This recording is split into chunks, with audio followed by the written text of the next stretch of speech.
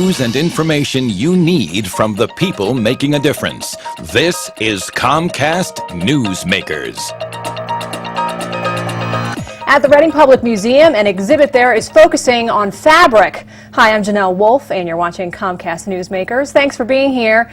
Joining me now is Ron Roth. He's president and CEO of the Reading Public Museum, and we're talking today about Hothouse expanding the field of fiber. Thanks for joining us. Great to be here. Thanks for the opportunity. Let's talk a little bit about the exhibit that's featured in this book, at least, from 1970 to 2007 at the Cranbrook Academy of Art. Yeah, Cranbrook is actually an academy where they train artists and craftsmen in various kinds of media. Glass and textile is one of them.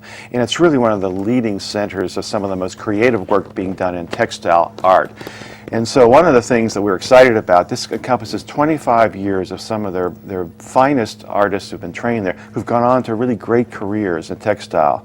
And what you're looking there in the lower right-hand side is a remarkable environment. When people think of textile, they think of maybe your shirt. That's right, or perhaps some kind of garment. But really, this is creative work that fills whole rooms and creates different kinds of feeling and an atmosphere for you as you're experiencing it. That particular piece was actually created for a room in a house, so a person could go into it and kind of sit and meditate in a very serene, relaxed environment. Like a fiber fort. If you will. Indeed, yeah. For grown-ups. Absolutely. Why Hothouse, though? What's the Hothouse is actually a term where they do the work. The artist actually works in a very uncomfortable environment. Sometimes it's not heated. They're just working very hard. A very excited, creative atmosphere. Why was it important to bring this particular exhibit to Berks Because County? it's probably the most important, exciting exhibit in fiber in the last decade. Wow. Cranbrook is the Reading Public Museum, of course, has an outstanding collection of various kinds of crafts, including textile,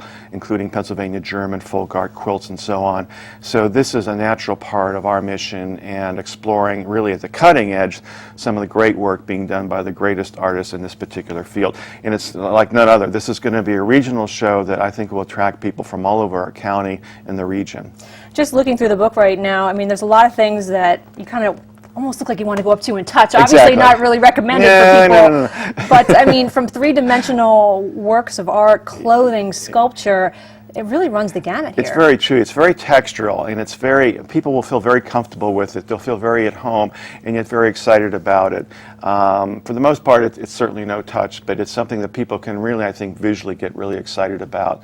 We're going to be having workshops too. A number of the artisans will be available through the course of the exhibition. Starts February 9th through June 15th. A lot of school groups will be going through, so there'll be a lot of related activities related to the craft and the art of textile art that I think people will be able to enjoy and participate in. This looks like something that probably takes a lot longer to set up than your typical, okay, I'm putting a painting on the wall type of exhibit. Yeah, actually, that's a good point. The installation will take us about 3 weeks. This is very delicate material, very fragile, and so it takes a lot of care for us, and also a lot of creativity of how we can put this, in our exhibit areas that's interesting with all these different shapes. We have works that are 15 feet high. And so it's exciting for us, and I think it'll be very exciting for the public to see this kind of installation. With that initial work that we showed too, with the fort type thing, I guess that when you take it apart and collapse it, it's just kind of a whole bunch of strings, and then you kind of have to kind of re-stretch it out, or is it solid? Is it hard like that? No, it's not hard. It's very soft material. In fact, when you walk by it, it just sways, just by walking by it. So it's actually a pretty small box, and then it expands, but it will take probably 3 days to install it, to get it just calibrated just right, so that everything fits together and is right, perfect in terms of the look. People will really enjoy it. They'll be able to walk around it and kind of experience. The light itself is really interesting, the way it reflects through it, almost like stained glass. People will really see fabric in an entirely different way. Almost out of time, but what can we look forward to in 2008? Motorcycle show.